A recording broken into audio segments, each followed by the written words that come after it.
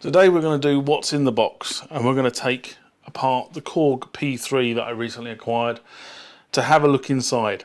Now, I actually have no idea what the architecture of this particular box is. I can't find too much literature on it at the moment. I'm sure it exists. I'm sure there's a service manual somewhere. I just can't find it. So this is really going to be a trial and error, take it to pieces. So the first thing we need to do is work out how to get into the unit. There's a number of screws along the back here. As you can see, I suspect we're going to go in from the bottom. There are 6 screws and this plate seems to be fairly self-contained. So before I do that,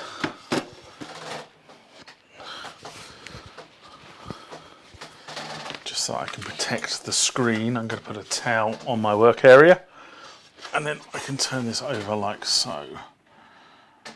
And we can start getting inside the box.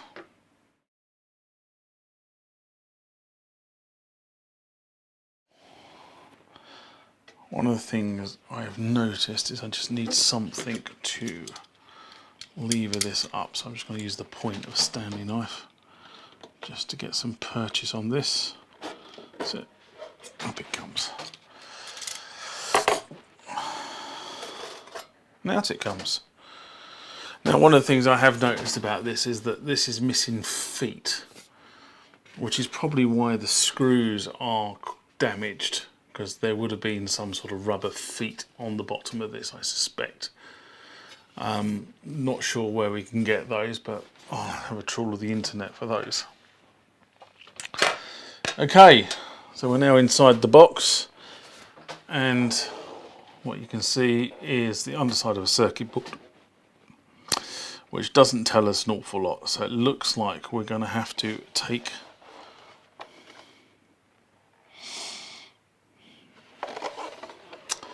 the sides off and then unscrew it from the top.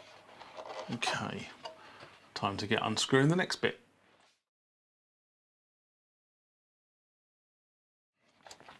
Now it's all unscrewed and ready to come out. So let's have a look. Let's see what we have. Ew.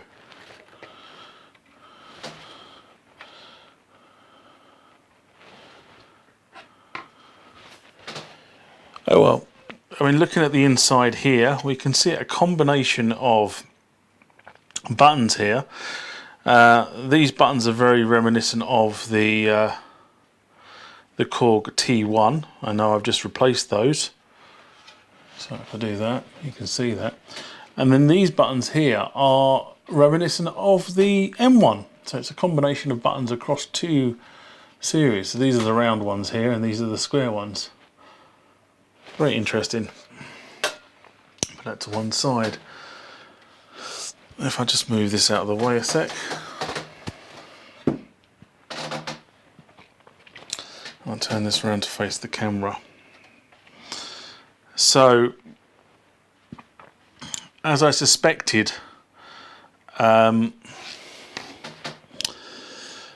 this unit has a battery, and there's the battery there, a CR032.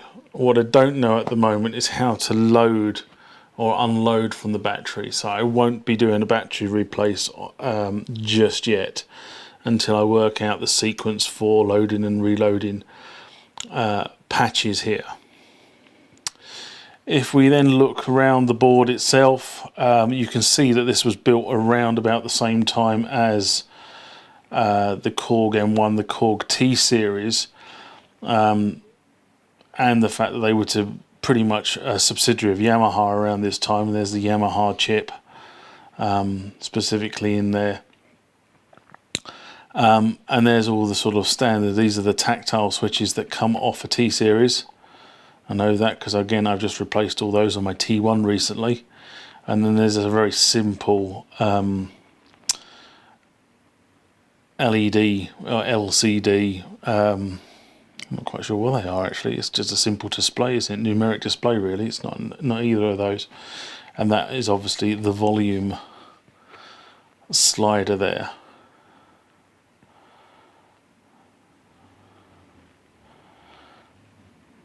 But again, the board itself looks relatively clean. Can't see any scratches or anything on that side. Just take my glasses off so I can have a look at the solder joints for the pins.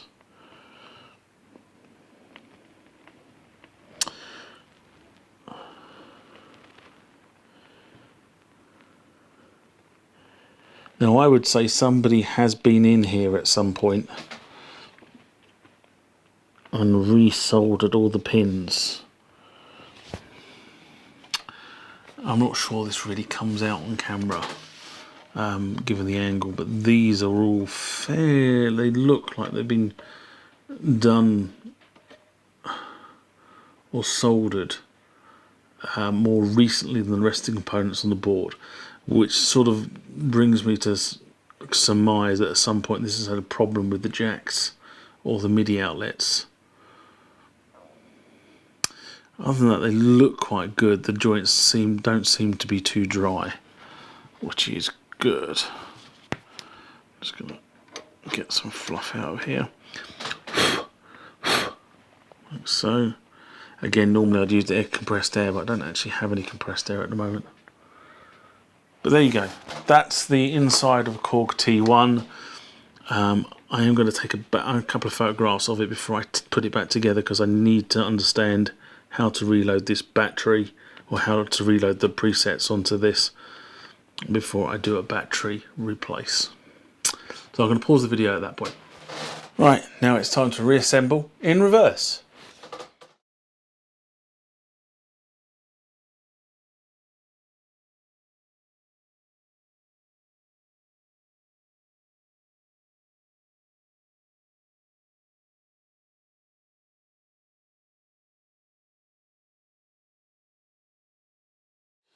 There you go. P3 put back together, ready to rock and roll. If you like the contents of this video, please give it a thumbs up. Apparently it helps the channel and allows other people to find this video a lot quicker. I'm sure by now, if you didn't like the contents of this video, you've already given me a thumbs down. If you want to be notified about future videos that are added to the channel, hit the subscribe button that should be appearing about here.